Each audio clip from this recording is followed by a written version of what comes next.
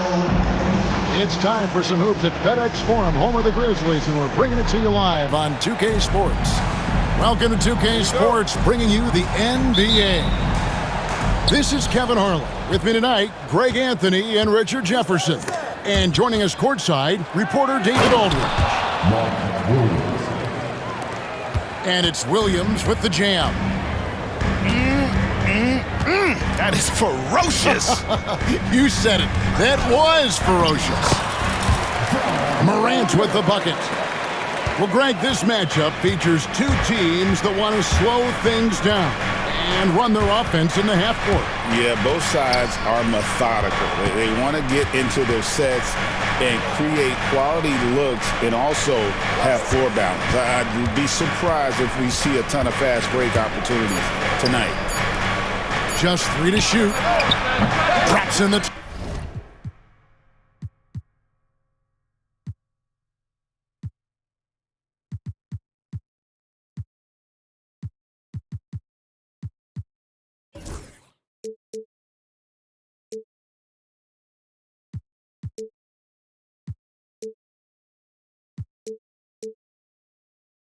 Trey. Williams has got 5 points so far. And the passing ball displays night in and night out is impressive. He takes pride in his ability to facilitate. Pass to Edey. Here's Aldama. And Aldama slams it in. And he just punishes the D for falling asleep at the wheel. Yeah, a little disorganized that time, and the result, 2 points in the loudest way possible. Yeah, when you're not locked in on defense, they will make you pay with an easy finish there. One thing about LaMelo Ball, he can really take over at times, Greg, when he's healthy and playing well. And a lot of that is just his feel for the game. He processes quickly and then has the talent to execute. It's pretty hard to stop him when he's in the flow. Pass to Bane. Now here's Morant. The kick out to Bane. From outside, off the mark. And here's Williams now. He'll bring it up for the Charlotte Hornets. It's a 3-point game. And Ball slams it in. And a little bit of showmanship from Ball on that slam, displaying some athletic ability. Here's Edey, following the basket by LaMelo Ball. Pass to Wells. The three from Morant. Hands it from downtown. 7 points in the game. Consistency from deep is going to be the biggest determining factor in Morant's ceiling. If he gets that, I think we're going to see some MVPs in his future.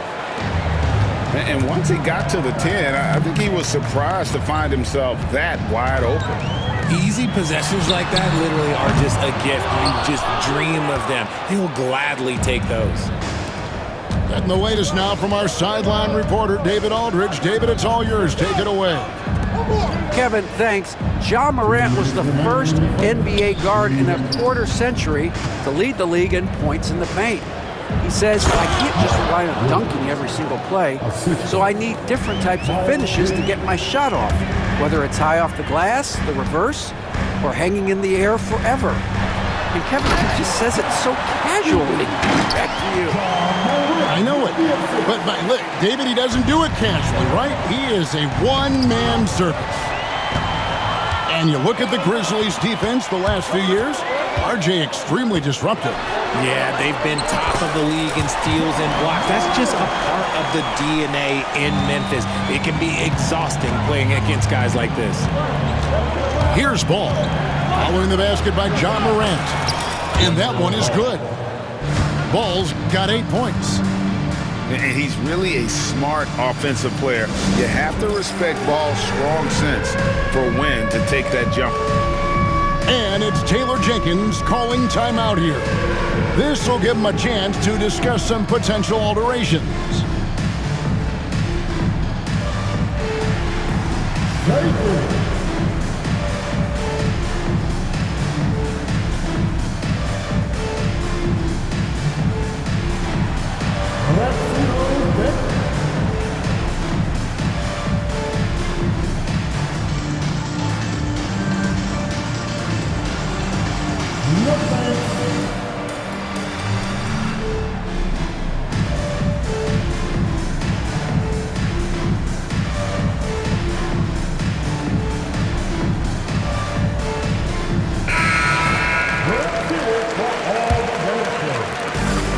1:12 left in the first quarter. And a wide open look for Payne.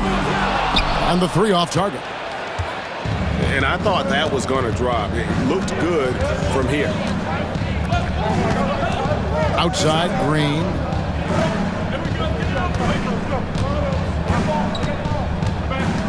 There's the triple. It's good. He makes his first shot of the game. And he likes to get in a rhythm early. Nice triple.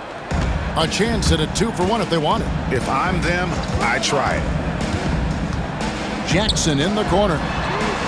And again, Memphis no good. Hornets leading by 7. Now, here's Ball. Oh, yes, he did. 5 up and 5 down for him so far. LaMelo using that body control there, making a play off contact. It's a 4-second differential between the shot clock and game clock. Williams with a clean look gets the 3-pointer to fall. I'll tell you what, I'm not sure these guys can keep this up. There will be some letdown at some point, but these teams, they are built to score. And it's Smith finishing it off. Yeah, I mean, maybe could have tried for a more memorable dunk than that one. And we know he's capable of those memorable ones. And so it's the Charlotte Hornets holding on to an 8-point lead heading into the break. They're pounding the ball inside, and that's where they've gotten their best production.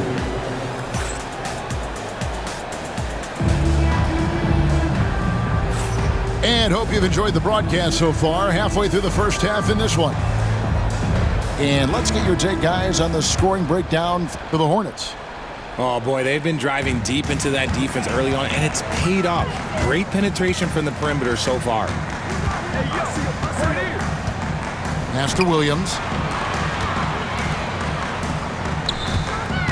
Morant with it. R.J. Morant has always had unquestionable talent. Now it's a question of can he focus on his game? And you hope he had his wake-up call. Still one of the most exciting players in the game. His burst and bounce, one of a kind. And we talk a lot about Morant's athleticism and skill, but what stands out for me is his effort and intensity that he plays with. No surprise there. He's about as automatic as it gets from the stripe. I hope I didn't jinx him. Green. And he makes the bucket, gets the whistle, and now a 3-point play chance here for him. And they got to bring the double team on. He's getting his first free throw attempt of the game here. You know, this is not an area where they expect him to contribute. You know, he's a guy that shot below 70% last season. Morant drives in. And the rebound goes to the Hornets. Here's Smith. And it's Ball in the corner. From past the arc. 6 for 6. He's yet to miss from the field. The corner is not a problem for Ball. He's confident he can make that. You just gotta love watching a big man hustle on the glass. This is what his team expects and needs from him. To the inside. Williams. Williams double team. And the officials calling for a 3-second violation. Timeout. And it's Taylor Jenkins calling timeout here. And coach has decided they need a moment to talk things over.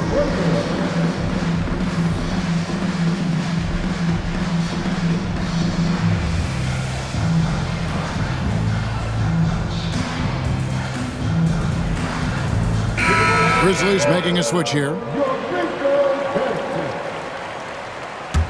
The Grizzlies trailed by 12.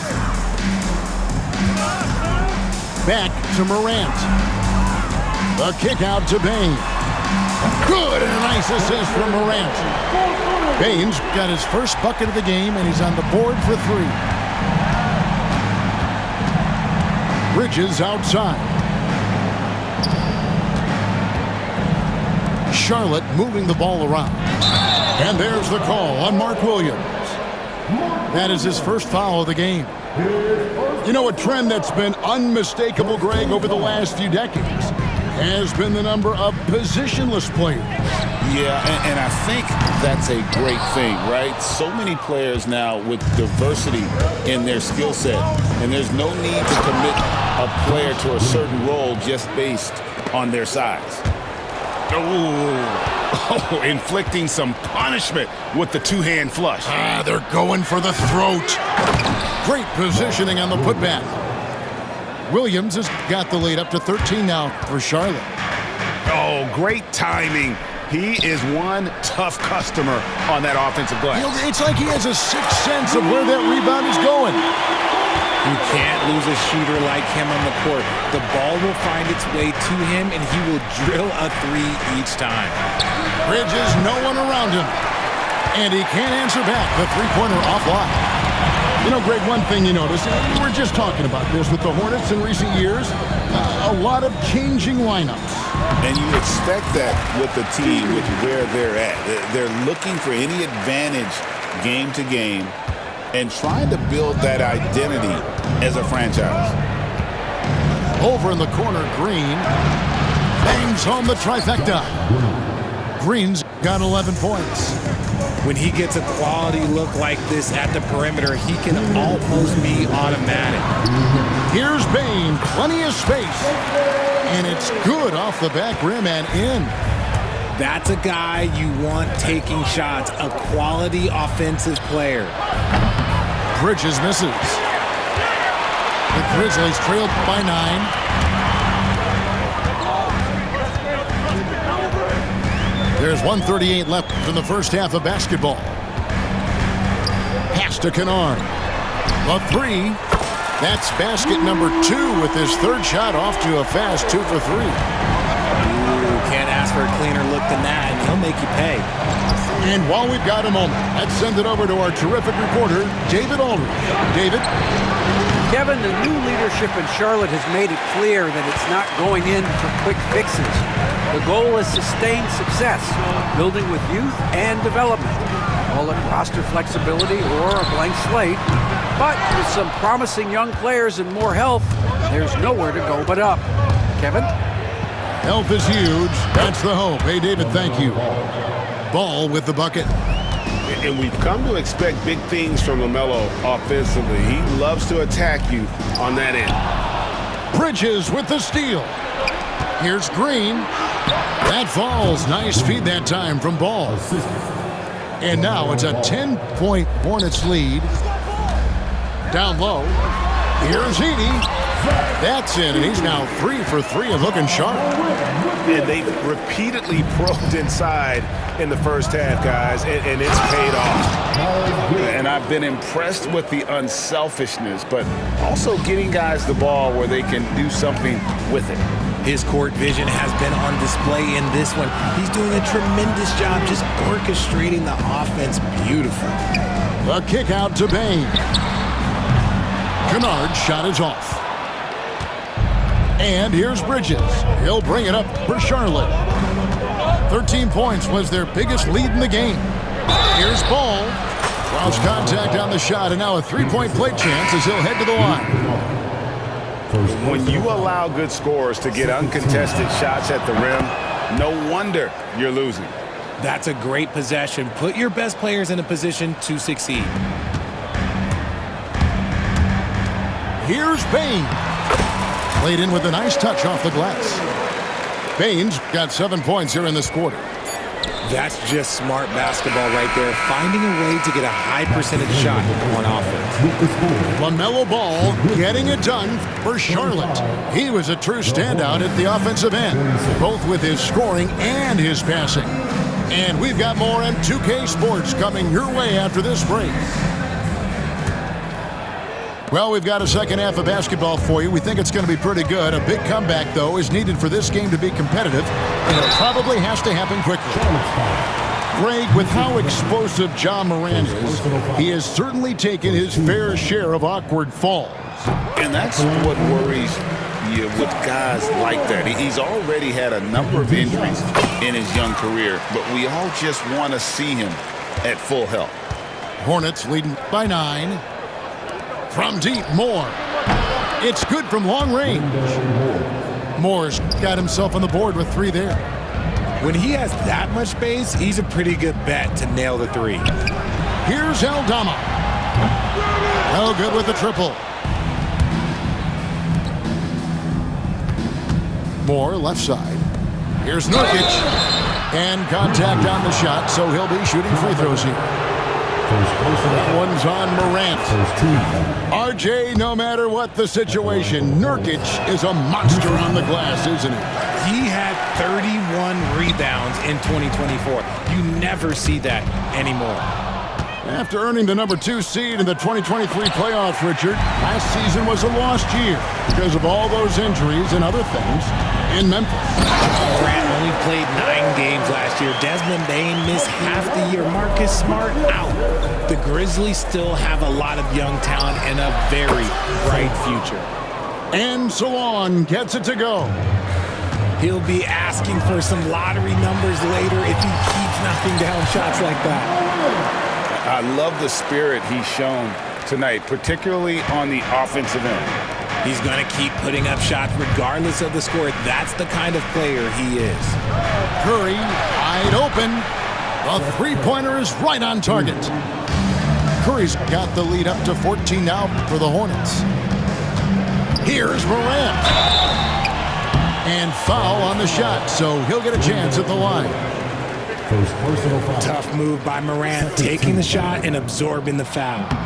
So far, he's hit all of his shots at the foul line, going 4 for 4. So he hits 1 of 2 from the stripe. Hornets leading by 13.